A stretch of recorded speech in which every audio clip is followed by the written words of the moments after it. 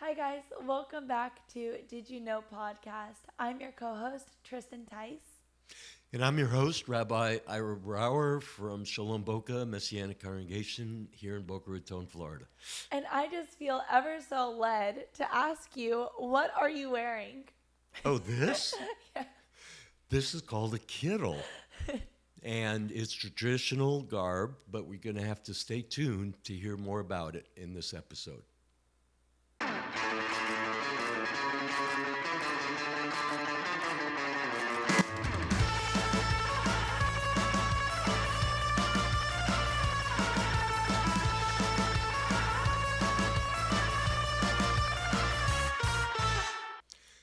So, in this episode of Did You Know, we're going to be talking about some of the traditions related to Passover, specifically at the Passover seder.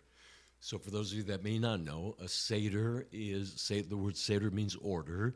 And on the first and the second nights of Passover, it's traditional to gather as families or as a congregation. As a congregation, we'll be having our Passover seder on April 13th.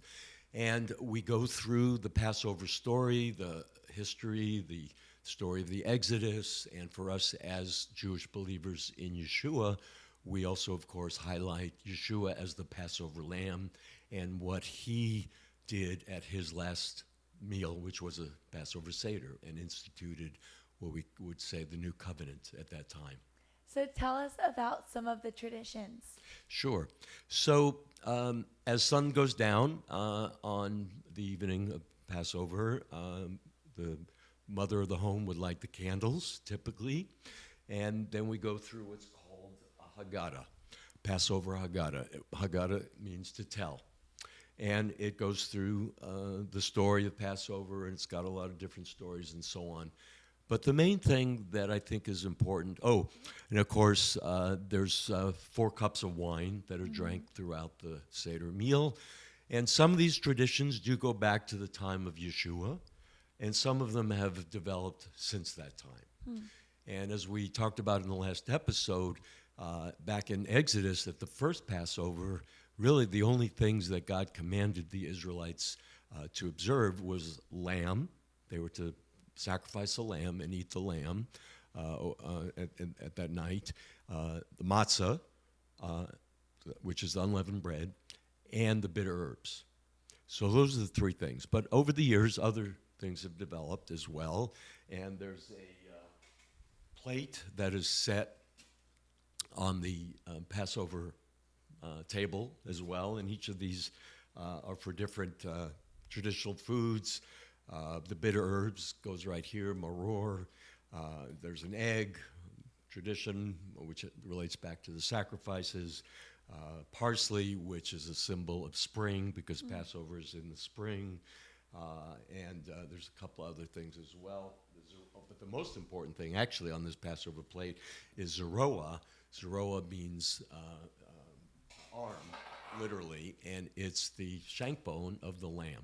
Yes. And the remembrance of the lamb, going Yes. back to the temple time and Yeshua's day, and that back to the Exodus. Could you explain what the 4 cups of wine represent?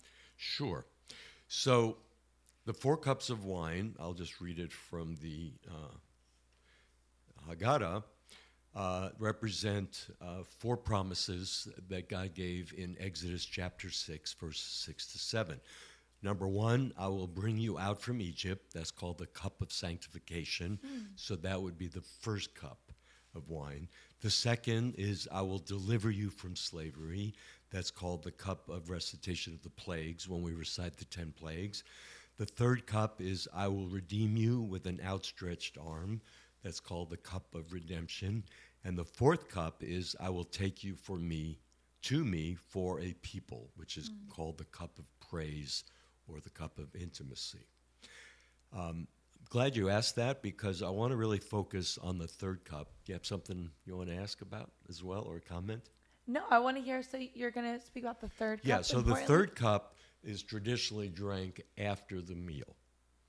And something else that is partaken of after the meal, which is a piece of matzah called the afikomen. So also on the table is this, in one form or another, this called the unity bag. And this bag has 3 compartments. And at the beginning of the seder, the middle matzah is taken out. So each compartment, we have a sheet of matzah. Matzah is the unleavened bread. When we look at the matzah itself, it's got stripes and is pierced. Right away, it's a reminder of what? Interesting. Jesus. Of who? Yeah, Yeshua, for sure. And so at the beginning of the seder, the father will take out that middle matzah and break it in 2. And half of it goes is either wrapped in a napkin or it goes in this bag called the afikomen bag. And it's hidden away for a later time in the seder, which is after the meal. So after the meal is eaten, then the children are sent out to find the afikomen, the hidden matzah. And this is very traditional in almost every Jewish home over generations. And whoever finds the afikomen then gives it to the father, and the father then must negotiate with the child who finds the afikomen to buy it back, to redeem the afikomen. Right?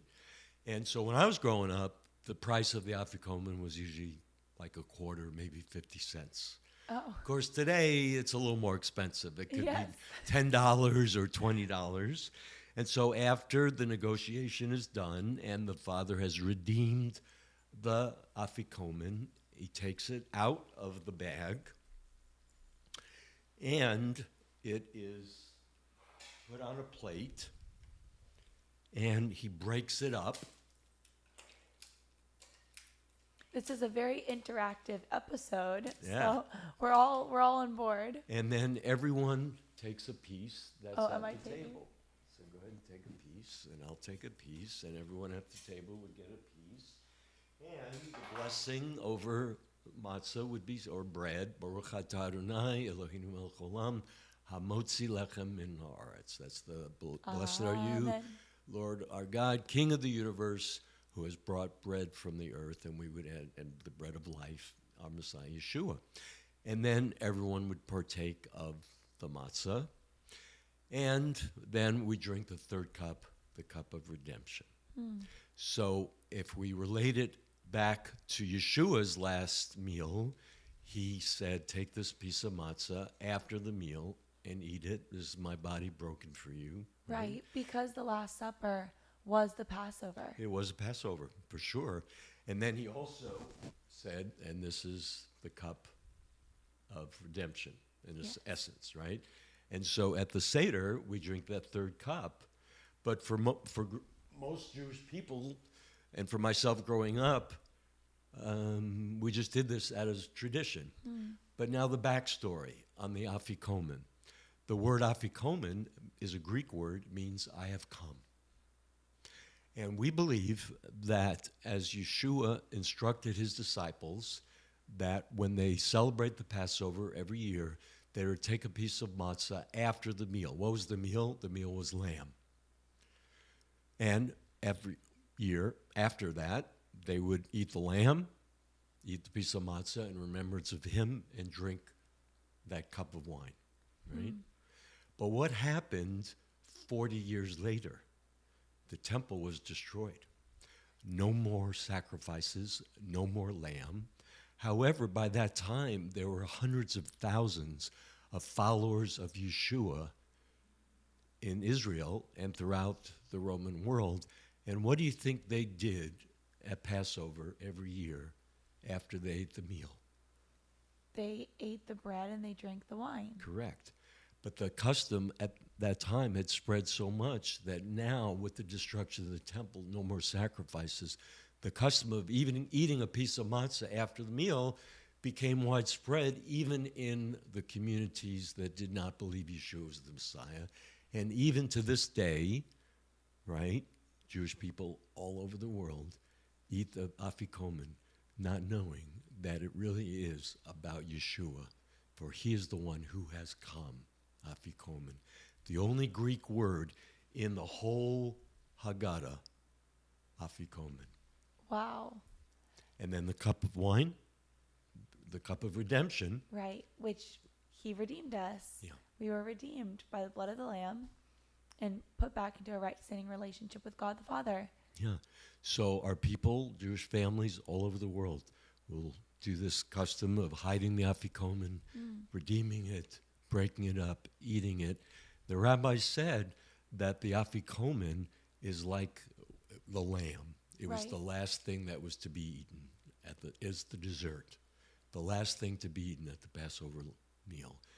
For us as followers of Yeshua, we know that this is who it's about. Right. And I think for me, just for a quick personal story, just about how this has played a role in my life, we grew up doing this, hiding the afikomen, running around to go find it, negotiating with our parents. We would eat matzah, and you usually fast 7 days from bread, correct? Like you don't eat any bread for 7 days.